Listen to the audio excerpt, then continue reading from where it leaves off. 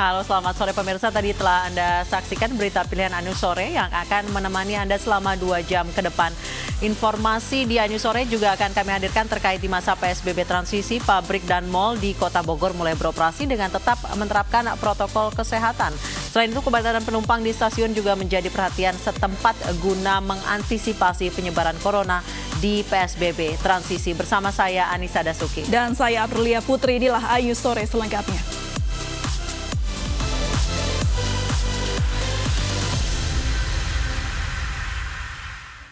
Pemirsa, puluhan warga mengambil paksa jenazah pasien dalam pemantauan COVID-19 di Rumah Sakit Mekarsari, Kota Bekasi, Jawa Barat, Senin siang kemarin. Mereka marah almarhum divonis COVID-19 karena setelah dirawat 6 hari, almarhum divonis dokter menderita penyakit paru.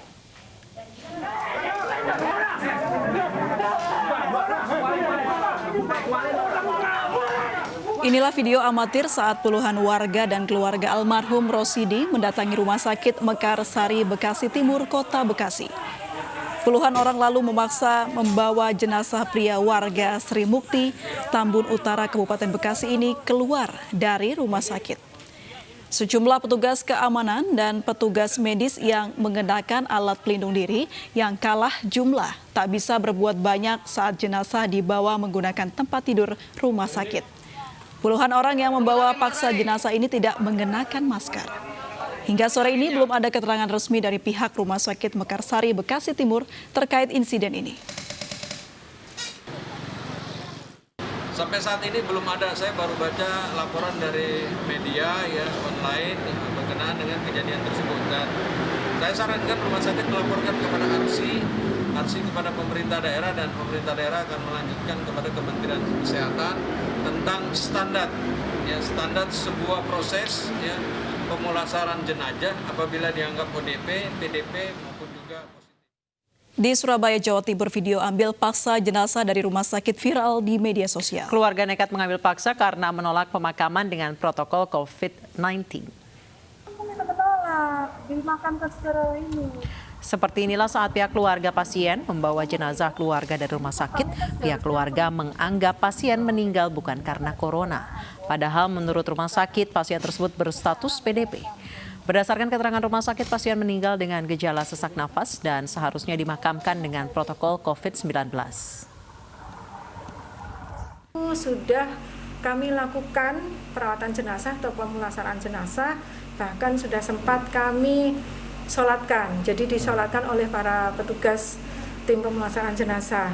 Tinggal memasukkan ke dalam peti jenazah. Tapi ya itu tadi belum sempat kami masukkan ke dalam peti jenazah.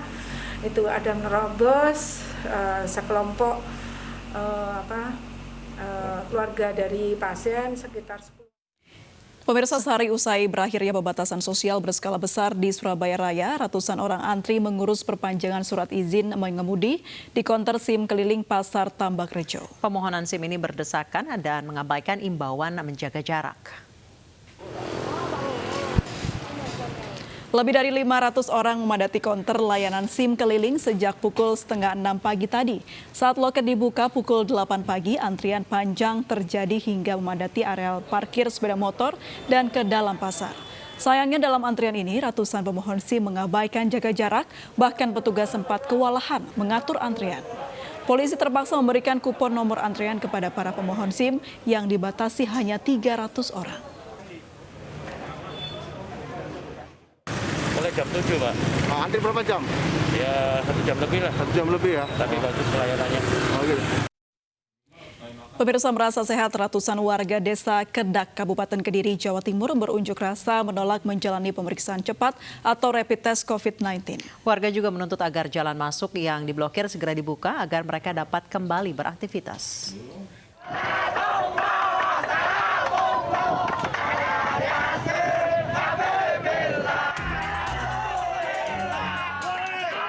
Dengan membawa poster, ratusan warga Desa Kedak, Kecamatan Semen, Kabupaten Kediri, Jawa Timur ini berunjuk rasa menolak mengikuti pemeriksaan cepat COVID-19. Selain merasa sehat setelah isolasi mandiri selama 14 hari, mereka enggan menjalani rapid test karena khawatir bakal dikarantina. Warga juga menuntut agar jalan masuk kampung yang diblokade pemerintah desa dibuka agar mereka dapat beraktivitas kembali. Karena warga kita merasa sehat semua, Pak. Sedangkan yang sakit, yang sudah diisolasi.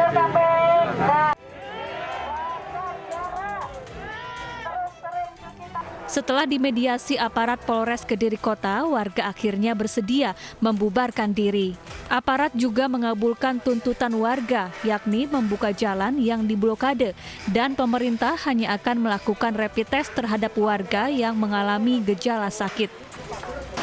Selama 2 minggu ini sudah kita lakukan kegiatan isolasi, di mana warga yang sehat tentunya akan kita pisahkan dengan warga yang mengalami gangguan kesehatan.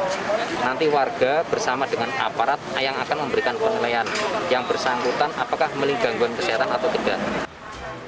Sekitar 300 warga Desa Kedak diisolasi mandiri setelah ada puluhan orang terkonfirmasi positif COVID-19 yang terpapar dari klaster pabrik rokok Tulung Agung. Dari Kediri, Jawa Timur, Afnan Subagio, iNews melaporkan. Pemirsa, puluhan penumpang kereta rel listrik komuter lain mengikuti pemeriksaan cepat COVID-19 usai turun dari kereta di stasiun Sudirman, Jakarta Pusat pagi tadi. Sejumlah penumpang khawatir lantaran masih harus berdesakan dalam gerbong. Inilah suasana antrean penumpang KRL untuk mengikuti rapid test di terowongan Kendal, Stasiun Sudirman. Tes cepat ini tidak dipungut biaya, hingga banyak penumpang yang memilih untuk meluangkan waktu sesaat sebelum melanjutkan aktivitas. Meski hanya rapid test, para penumpang berharap mereka tidak terpapar COVID-19 lantaran masih padatnya penumpang di dalam rangkaian kereta yang terjadi pada jam sibuk, yakni pagi dan sore hari. Sejak Senin kemarin, jumlah penumpang KRL meningkat, utamanya di stasiun yang berada di kota penyangga Jakarta seperti Bogor dan Bekasi yang didominasi oleh pekerja. Khawatir banget ya, apalagi ada beberapa penumpang yang kayak nggak mematuhi distancing sosial ini. Kementerian Perhubungan menghapus peraturan pembatasan jumlah penumpang 50%. Keputusan tersebut berlaku untuk seluruh moda transportasi.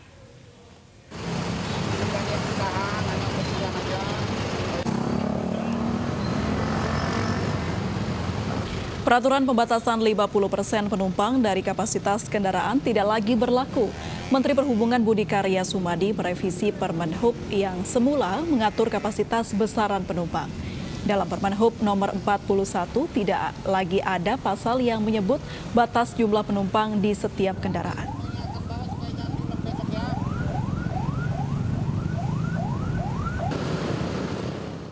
Aturan tersebut mengatur pengendalian transportasi di masa adaptasi kebiasaan baru atau kita sebut new normal menuju masyarakat aman dari COVID dan produktif.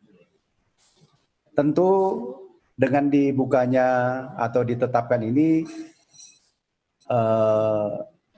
dilakukan kembali aktivitas ekonomi yang akan berdampak pada peningkatan aktivitas perjalanan, pergerakan orang melalui transportasi.